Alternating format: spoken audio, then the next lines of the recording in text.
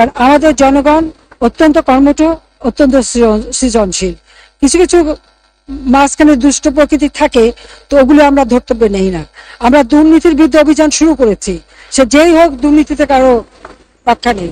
যারাই দুর্নীতি করবে আমরা করব। আর কালো টাকার সাথে, এটা কালো টাকার সাথে না, এখন সব জিনিসের দাম বেড়ে গেছে। এখন 1 কাঠা জমি যার আছে সে কয়েক কোটি টাকার মালিক। এই ঢাকা শহরে 1 কাঠা জমি থাকলে কয়েক কোটি টাকার মালিক।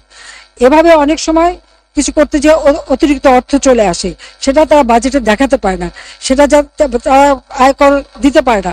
সেটা আয়কর দিয়ে যাতে তারা মূল ফিরে আসে, মানে আয়কর দিয়ে মূল জনগোষ্ঠীতে যাতে ফিরে আসে, আর এই ধরনের কর্মকাণ্ড যাতে না করে, সেই জন্যই এই মাঝে মাঝে এই ধরনের সুযোগ দেওয়া হয়। এই ধরনের সুযোগ খালেদা জিয়া নিয়েছিল, ডক্টর কামাল হোসেন নিয়েছিল, এবং আরো অনেকেই নিয়েছিল। তারাও কিন্তু ওরকমভাবে সেই 2007-08 বা তার পরবর্তীতে ওইভাবেই কিন্তু টাকা দিয়ে তাদের টাকা হোয়াইট মানি করে নিয়েছে। এমনকি বিএনপি সাইফুর রহমানও করেছে, এরশাদ সাহেবও বোধহয় করেছিলেন, এটা আমার মনে হয় একটু খোঁজ নিতে হবে। সে না করলেও কেউ তো করেছেন। আমি জানি না আমাদের বিরোধী দলের নেতাও করেছেন কিনা, এই বিষয়টা দেখতে। আর টেন্ডারে শুভঙ্করের ফাঁকির কথা উনি বলেছেন, টেন্ডার না দিয়ে কাজ দেওয়া।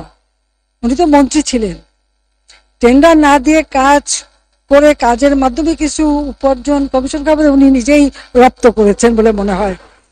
যাই হোক, আমি আর এই সব কথা বলতে চাই না। আমরা একসাথে দেশকে এগিয়ে নিয়ে যাব, সেই আহ্বান জানাই। আমাদের সুচিন্তিত নীতি কৌশল এবং গণমানুষের শক্তিকে যুগপথ ধারণ করে স্মার্ট বাংলাদেশ বিনির্মাণের মাধ্যমে জাতির পিতা বঙ্গবন্ধু শেখ মুজিবুর রহমানের ক্ষুধা, দারিদ্র্যমুক্ত, উন্নত, সমৃদ্ধ বাংলাদেশ আমরা গড়ে তুলব। ইনশাল্লাহ এই বাজেট বাস্তবায়নের মধ্য দিয়ে বাংলাদেশ আবার এক ধাপ এগিয়ে যাবে।